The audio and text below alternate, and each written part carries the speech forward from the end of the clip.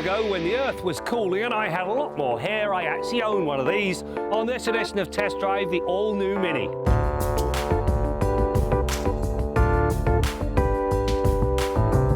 When the latest Mini was first shown, there was an audible gasp when it was announced that the third generation model was going to be bigger.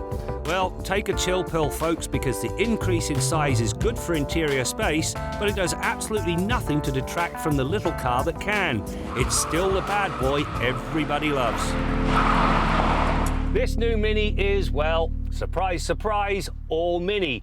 Toggle switches everywhere, up to and including a new one for the start-stop system. You'll also get the instrumentation right on top of the column. As for the rest of it, well, I really like the redesign of the climate controls.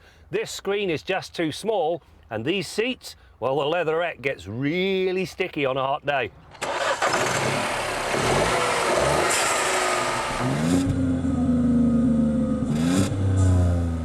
Perhaps the biggest change to the Cooper is the adoption of a new 1.5-litre three-cylinder engine.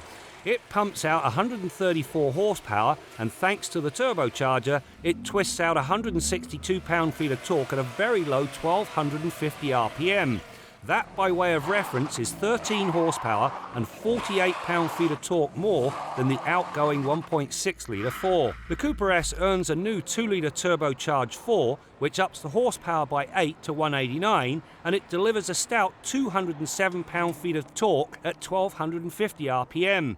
This engine puts so much more spark in the drive.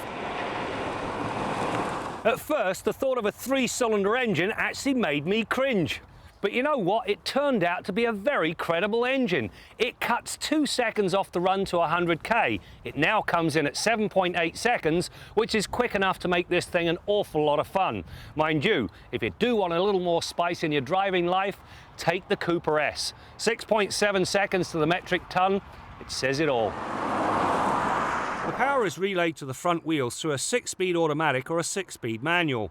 The automatic is fine, but the manual is all but mandatory as it cements the connection between car and driver. It even has a slick rev matching feature when downshifting.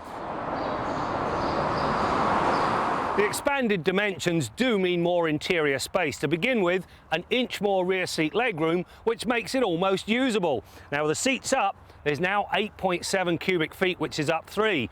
And if you fold them down, well, you get 14 more cubic feet at 38. What's the hitch? I just wish the floor was flat.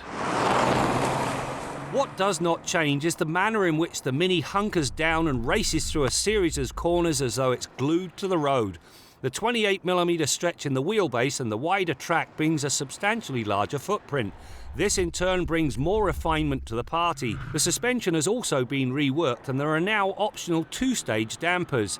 In the sport mode, the damping is firm, which cuts the amount of roll from a degree to absolutely nothing. Finally, the steering is without peer. It is lithe, precise and delivers just the right amount of feedback. This is the best Mini yet. The Cooper finally gets the torque it's needed from day one. The Cooper S is just as much fun as it's always been, but better yet, it loses nothing in terms of its go-kart-like handling, in spite of having more room for all. The bottom line, you know, I think Sir Alecius Agonis, the father of the Mini, he would approve.